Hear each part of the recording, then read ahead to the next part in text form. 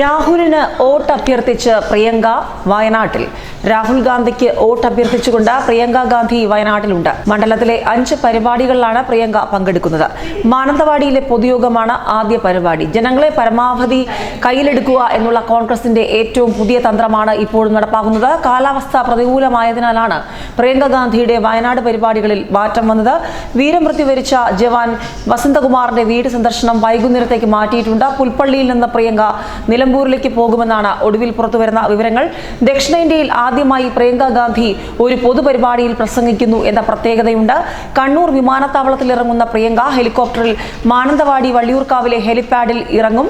തുടർന്ന് അതിനടുത്തു തന്നെയുള്ള വേദിയിൽ ജനങ്ങളോട് സംസാരിക്കും. പുൽപ്പള്ളിയിൽ കർഷകരുമായും പ്രിയങ്ക സംവദിക്കുന്നുണ്ട്. കോൺഗ്രസ് അനുകൂല കർഷക സംഘടനകളാണ് പരിപാടി സംഘടിപ്പിക്കുന്നത്. വൻ ജനപങ്കാളിത്തം തന്നെയാണ് കോൺഗ്രസ് ലക്ഷ്യമിടുന്നത്. പുൽവാമയിൽ ഭീകരാക്രമണത്തിൽ കൊല്ലപ്പെട്ട ജവാൻ വസന്തകുമാറിന്റെ വീട്ടിൽ വൈകിട്ട് പ്രിയങ്ക ഗാന്ധി എത്തുമ്പോൾ, മുട്ടിൽ വാഴക്കണ്ടിയിലെ വീട്ടിൽ പ്രിയങ്ക ഗാന്ധി എത്തുമ്പോൾ അവിടെ വലിയ ജനക്കൂട്ടം തന്നെയായിരിക്കും പ്രിയങ്കയെ കാത്തു നിൽക്കുക. നിലമ്പൂരിലും അഴീക്കോടും പൊതുയോഗത്തിൽ സംസാരിക്കുന്നുണ്ട്. തിരഞ്ഞെടുപ്പിന് മുന്നുള്ള അവസാന വലിയ പരിപാടിയായതിനാൽ പരമാവധി ജനക്കൂട്ടത്തെ എത്തിക്കാനുള്ള ശ്രമത്തിലാണ് UDF.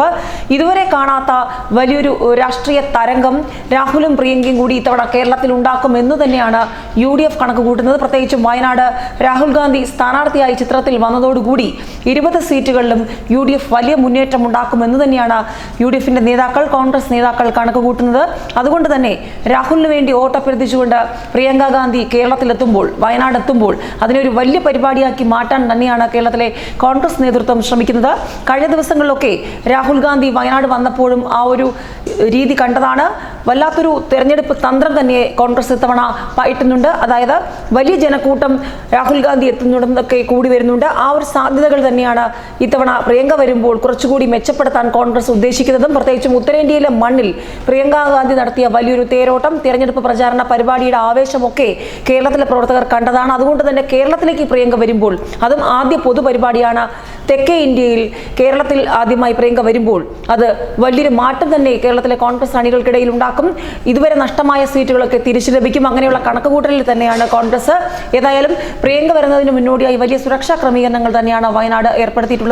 പ്രത്യേകിച്ച് മാവോയിസ്റ്റ് ഭീഷണിയുള്ള സ്ഥലമായതിനാൽ തന്നെ രാഹുലിന്റെ കാര്യത്തിലും ചില കർശന നിയന്ത്രണങ്ങൾ ഉണ്ടായിരുന്നു.